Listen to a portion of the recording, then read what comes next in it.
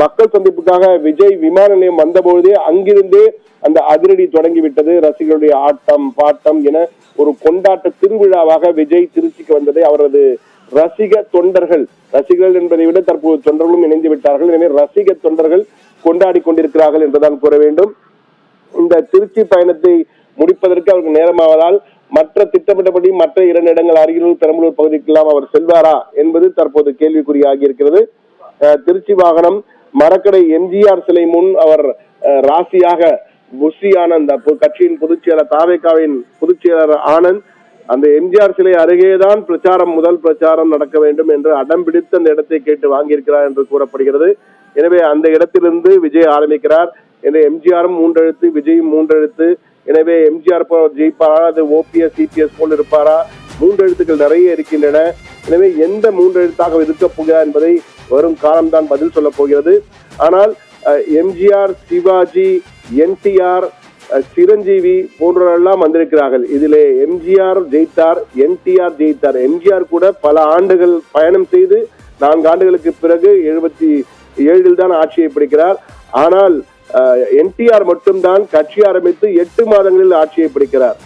சிரஞ்சீவி இதைவிட பிரம்மாண்டமான கூட்டத்தை காட்டினார். 20 லட்சம் மக்கள் திருப்பதியிலே கூடியிருந்தார்கள். அவர் செல்லும் வழியெல்லாம் ஆந்திரா முழுவதும் சென்ற பொழுது அப்பொழுது ஆந்திரா தெலுங்கானா இரண்டும் ஒன்றாக இருந்தது. ஒருங்கிணைந்த ஆந்திரா இருந்தபொழுது ஆந்திராவில் செல்லும் இடமெல்லாம் லட்சக்கணக்கான மக்கள் கூடியிருந்தார்கள். எனவே சிரஞ்சீவி மிகப்பெரிய வெற்றி பெறுவார் என்றார்கள். ஆனால் கடைசியில் என்ன நடந்தது என்றால் 18% வாக்குகளை பெற்றாலும் 18 சீட்டுகளை மட்டும்தான் பெற்றார்.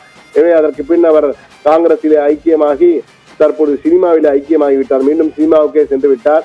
எனவே விஜய், எம்ஜிஆர் போல் அதே போன்று சிவாஜி கணேசனையும் நாம் குறிப்பிட வேண்டும். சிவாஜியும் 3 எழுத்து தான் நாம் குறிப்பிடும் பொழுது இந்த சிவாஜியும் மிகப்பெரிய அளவுக்கு அரசியலில் ஈடுபட்டார். தனி கட்சி தொடங்கினார். காங்கிரஸில் இருந்தால் பல கட்சிகள் இருக்கும் பொழுதெல்லாம் அவர் பேசும் இடங்களால் கூட்டங்கள் அதிகமாக வந்தன.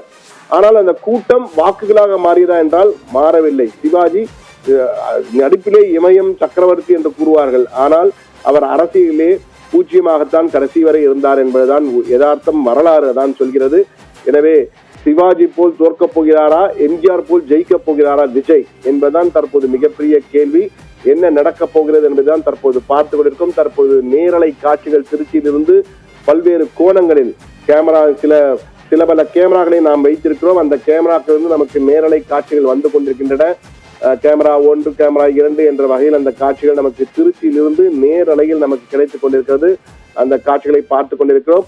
ஆனால் எதிர்பார்த்ததை விட சில ஆயிரம் மக்கள் வருவார்கள், பல்லாயிரக்கணக்கான மக்கள் வருவார்கள் என்று கூறினார்கள். ஆனால் எதிர்பார்த்ததை விட விஜய் எதிர்பார்த்ததை விட அதிக அளவு மக்கள் ரசிகர்கள் கூடியிருக்கிறார்கள், ரசிக தொண்டர்கள் கூடியிருக்கிறார்கள். அது சினிமா நடிகரை பார்க்க வந்த கூட்டமா அல்லது தாவேகா தலைவரை பார்க்க வந்த கூட்டமா என்பது தேர்தல் வரும்போதுதான், அந்த வாக்குகள் பதிவாகும் போதுதான் நமக்கு தெரிய வரும்.